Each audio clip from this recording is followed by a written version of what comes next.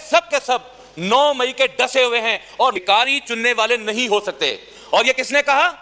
शहबाज शरीफ ने कहा। अस्सलाम वालेकुम नाज़रीन इकराम, आप ये वीडियो देखिए फिर इस पर बात करते हैं। रही है जब आपका इंतखाब हुआ, स्पीकर साहब का इंतखाब हुआ, हमारी ख्वाहिश थी कि हम आपको उस वक्त मुबारकबाद पेश करते, लेकिन क्योंकि मौका ना मिल सका तो मैं आपको और स्पीकर साहब को, जुनेद अकबर साहब को, आमद डोगर साहब को मुबारकबाद पेश करता हूं कि उन्होंने इस हाउस में इस कार्रवाई में हिस्सा लेकर आपको डिप्टी स्पीकर और अयाज सादिक साहब को स्पीकर बनाया। जनाब स्पीकर साहब, मैं अपने हल्का की आवाम का बेहद मशकूर हूं। मैं अपने लीडर इमरान खान साहब का बेहद मशकूर हूं। मैं अपने हल्का की सोशल मीडिया टीम का बेहद मशकूर हूं।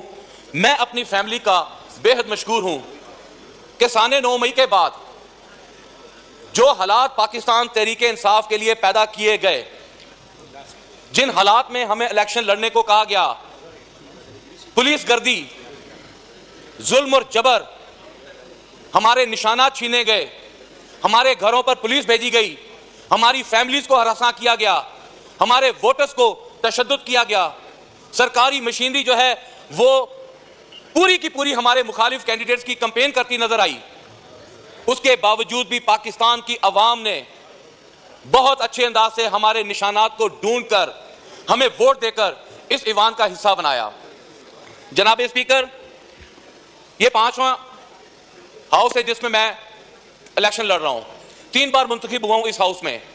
मैंने देखा कि यह हर लीडर की ख्वाहिश होती है कि उसके बयानिए को, उसकी सोच को, उसकी फिक्र को वोट पड़े। यह मोहतरमा बेनजीर भुट्टो साहबा की भी ख्वाहिश थी, यह नवाज शरीफ साहब की ख्वाहिश भी थी, लेकिन अल्लाह के फजलो करम से अगर कामयाब हुआ है तो इमरान खान कामयाब हुआ है।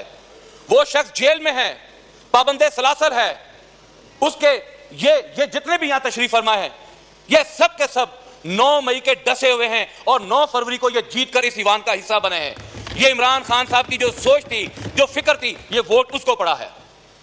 जनाब स्पीकर, बातें तो सबने बहुत की, आप बहुत अच्छी इंग्लिश भी जानते हैं। मुझे सिर्फ एक बात बता दें कि बेगर्स कैंट बी चूजर्स का लफ्जी माना क्या है? कोई यहां पर बताएगा कि beggars cantt B choosers, can not be chooser, cantt B chooser, can not be, एक ही बात हो गई। इसका मतलब है कि भिखारी चुनने वाले नहीं हो सकते। और ये किसने कहा? शहबाज शरीफ ने कहा।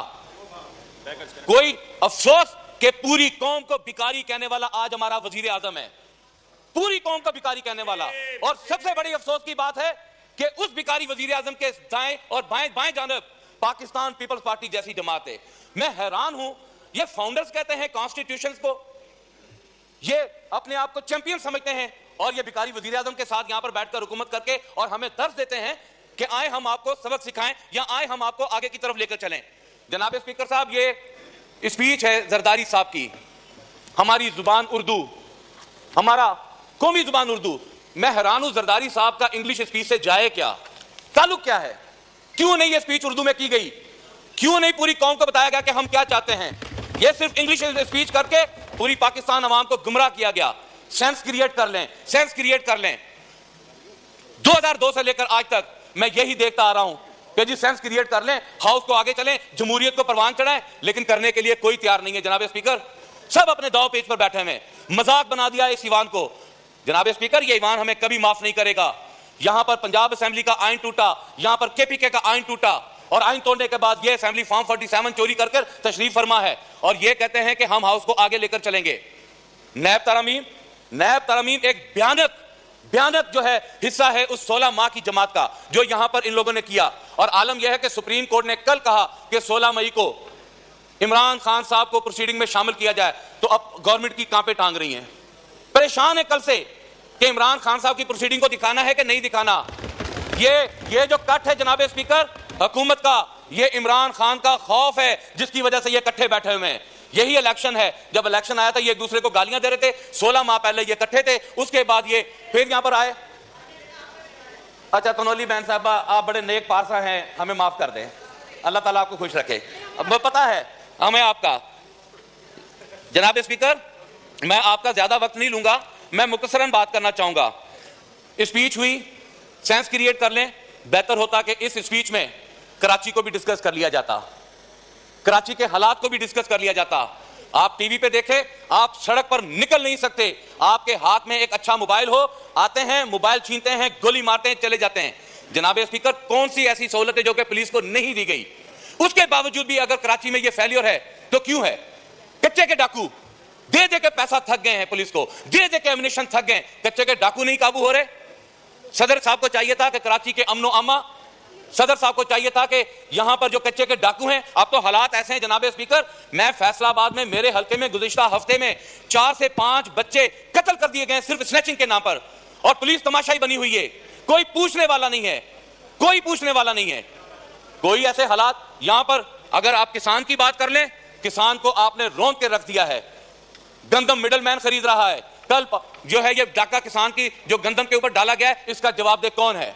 हमारे किसी मजदूर को कोई तहफ़्फ़ुज़ नहीं है। खुदा ना ख्वास्ता कोई मजदूर हमारा काम करते वफात पा जाए या कोई उसके साथ एक्सीडेंट हो जाए, वेलफेयर फंड देने के लिए तैयार ही कोई नहीं है। आप ऐसा करें जनाब स्पीकर, पिछले 16 माह की हुकूमत में कितने क्लैशनकोव्स के लाइसेंस जो हैं वजीर दाखिला ने इशूज किए, कभी उसका रिकॉर्ड लेकर आप इस ईवान में आए तो आपका सर पकड़ के बैठ जाएंगे। आपने पूरी कौम से पेन और कागज छीन लिया है और आपने क्लैशनकोव कल्चर को प्रमोट कर दिया है, और फिर आप कहते हैं कि पाकिस्तान में अमन अमान लेकर आए। कौन पाकिस्तान में अमन अमान लेकर आएगा? कोई पाकिस्तान में अमन अमान नहीं लेकर आएगा। ये 9 मई के बेनिफिशरीज ये नून लीग वाले हैं। आज भी बात कर 9 मई, इनको दूसरा टॉपिक ही नहीं आता। कश्मीर में क्या हुआ? मैं हैरान हूं कि ये लोग कहते हैं कि कश्मीर में एक जत्था, टीवी प्रोग्राम में कह रहे हैं कि कश्मीर का एक जत्था उठा और उस जत्थे ने उठकर जो है वो काबू पा लिया और हुकूमत बेबस हो गई और 3 रुपए यूनिट देने पर आ गई। जनाब स्पीकर, कल पंजाब उठ के खड़ा हो गया, सिंध उठ के खड़ा हो गया, बलूचिस्तान उठ के खड़ा हो गया, केपी के उठ के खड़ा हो गया, और फिर आप कहेंगे ये जत्था उठकर हमारे गिरेबान को हाथ डाल रहा है। फिर हमारा भी हक बनता है 3 रुपए यूनिट, हमारा भी 5 रुपए यूनिट। यहां तो इन्होंने हुकूमत लेने से पहले हमें बातें सुनाते, हमें यह बताया कि 300 यूनिट फ्री करने के वादे नहीं किए इन लोगों ने। कहां गए वो वादे? कोई वादा इन लोगों ने कोई इंप्लीमेंट नहीं किया, कोई कुछ नहीं किया। जनाब स्पीकर, इस हाउस को चलाना है, ये कहते हैं मुफाहमत, हम कहते हैं मुफाहमत नहीं, आप आइन की बात कर लें, आप आइन की रूह से आ जाए, हमसे बातचीत कर लें, आइन पर आ जाएं। अगर आप आइन पे आएंगे ये हाउस भी चल जाएगा, अपोजिशन भी अपना काम करेगी, गवर्नमेंट भी अपनी जिम्मेदारी। नाज़रीन इकराम, आपने वीडियो देखी निसार जट का कौमी असम्बली के अंदर बड़ा धमाका बड़ी ईद के मौके पर धोकर रख दिया। यकीन मानिएगा, अपनी तकरीर के दौरान शहबाज शरीफ एंड कंपनी और उसकी हुकूमत को आड़े हाथों ले लिया और कहा कि इस पूरी कौम को इन्होंने बेकारी कहा, ये खुद बेकारी हैं, ये खुद मांगने जाते हैं और कच्चे के डाकू इनसे कंट्रोल नहीं हो रहे। पुलिस को असला दे दे के थक चुके हैं, उन पर पैसा लगा लगा के थक चुके हैं, लेकिन अभी तक वो कच्चे के इलाके के डाकुओं पर कोई भी अपना नहीं पा सके, काबू नहीं पा सके। नाज़रीन इकराम, निसार जट का मज़ीद कहना था कि इस कौम के पैसे को कब तक इस तरह लूटा जाएगा, कब तक इस कौम को माफ़ किया जाएगा, इस कौम को सही मानों में ज़िंदगी गुजारने का मौका दिया जाएगा। कराची को देख लें, कराची में लोड शेडिंग के आए रोज़ स्नैचिंग के नाम पर नौजवान लड़कों के कत्लेआम हो रहे हैं, इसका जवाबदेह कौन है? और सदर मुमलिकत ने जब तकरीर की तो अपनी तकरीर के दौरान उनको इस हवाले से बात करनी चाहिए थी। नाज़रीन इकराम, ये थी आज की हमारी वीडियो। चैनल पर जो नए चैनल को सब्सक्राइब कर लें। अगली वीडियो तक अल्लाह हाफ़िज़।